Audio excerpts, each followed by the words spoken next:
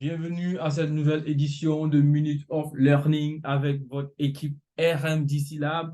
Nous continuons cette série, c'est la partie 5, notre série intitulée ChatGPT en tant que votre compagnon de recherche pour la rédaction au niveau de la recherche. Donc, nous sommes maintenant à la partie 5 au niveau de la pré-rédaction. Ici, nous avons fini avec le manuscrit, je dirais la première version du manuscrit. Le manuscrit est écrit et maintenant, la pré-rédaction, c'est aussi de la rédaction, c'est la partie révision. On ne va pas aller sur ChatGPT pour cette partie parce que je trouve que elle est simple et directe. On va simplement aller sur ChatGPT, lui proposer notre paragraphe, nous proposer notre introduction, notre méthodologie et lui demander est-ce que la structure est claire, est-ce qu'il y a la cohérence, la clarité. Si vous voulez réduire le nombre de mots, je dis, est-ce que vous pouvez réduire le nombre de mots, le nombre de paragraphes, utiliser de nouvelles transitions, etc. Voilà. Donc, cette approche est vraiment directe. C'est juste la partie révision, réviser les erreurs de grammaire, les erreurs d'orthographe. La manière la plus simple, c'est de prendre le texte, copier-coller et lui dire simplement, est-ce que tu peux réviser ce texte s'il y a des erreurs, fixe les erreurs et montre-moi les erreurs que tu as fixées ou lui demander est-ce que tu peux réécrire ce texte de la sorte que le texte soit clair. Voilà. Donc, c'est vraiment clair. On ne va pas passer beaucoup de temps dedans.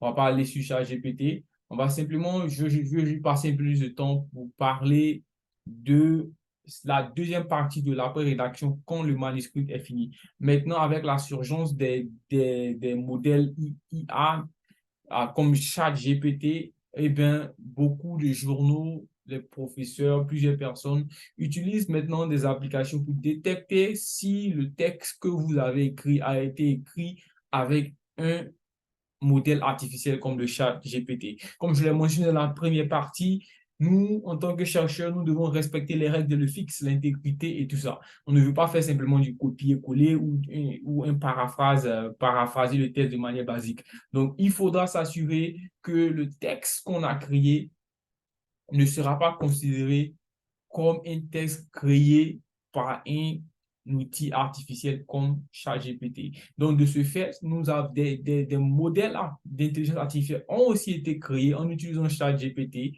pour pouvoir détecter si un modèle a été créé par l'intelligence artificielle. Donc, comme vous pouvez le voir sur la photo de gauche, c'est un modèle artificiel essayant de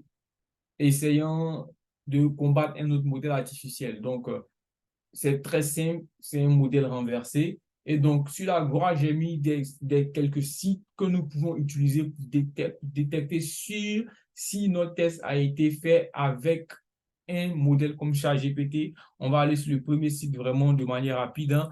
Euh, notre premier site ici, notre premier site ici, c'est GPT-0. GPT-0, voilà, on voit ChatGPT, GPT-4, on a d'autres applications AI qui sont utilisées aussi et qui sont à la mode. Donc, rapidement, on va revenir ici et puis, bon, on va copier la conclusion, conclusion qui était générée par ChatGPT et demander est-ce que ce texte est. Donc, comme vous pouvez le voir, on a 5000 mots, on est près de 22 000 mots, c'est un peu trop long. Donc, voilà, c'est un peu trop long, c'est pas le test que je vais copier, désolé. Euh, donc, en conclusion,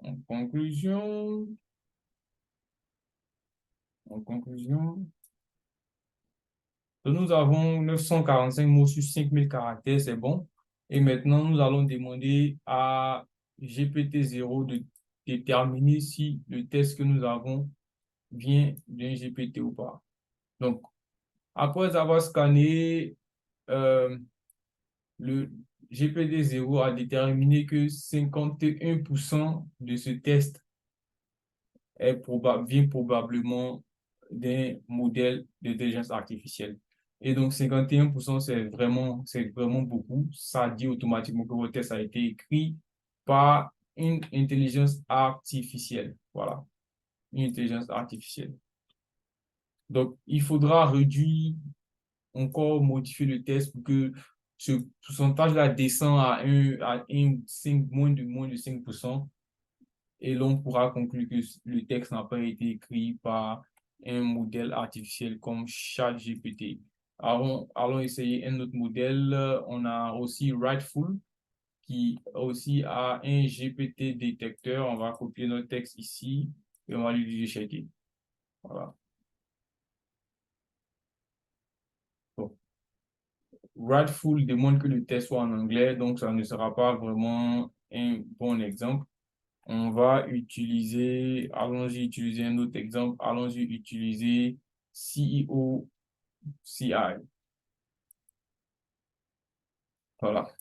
Donc, on vient là. Certains demandent des textes en anglais, d'autres acceptent des textes en français. Donc, on va voir ici ce que ça donne. On a mis le test et on va lui demander d'analyser la proposition.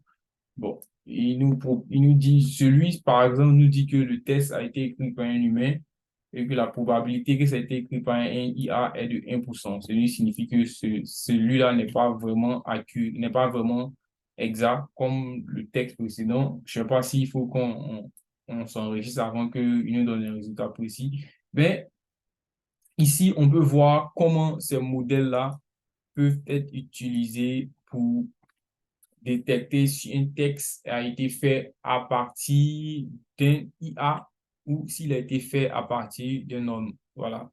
Donc, c'est de faire très attention quand on utilise ces modèles parce que euh, si vos tests ont été détectés comme ayant été écrits par un modèle d'intelligence artificielle, votre article va être rejeté. Voilà. Et donc, voici quelques exemples que vous pouvez vérifier plus tard pendant que vous finissez vos textes. Comme je l'ai dit, la partie révision, la partie révision, on peut faire tout ça. Si on veut traduire notre texte en anglais, on peut le faire aussi. Mais c'est de s'assurer qu'on vérifie toujours, qu'on change quelques mots, qu'on ajoute notre touche de chercheur et s'assurer qu'on notre test passe le test de l'IA détecteur, le détecteur de IA, et on a fini notre modèle, on a fini notre manuscrit et nous avons fini avec l'après-rédaction. Vraiment, merci d'avoir pris le temps de participer avec nous dans cette série. Nous avons la série bonus, la partie bonus que nous allons partager, qui sera la dernière vidéo de cette série. N'hésitez pas à partager cette vidéo. N'hésitez pas à vous souscrire. N'hésitez pas à nous envoyer des questions, à laisser des commentaires. C'était votre team RNDC Lab et on se dit à bientôt.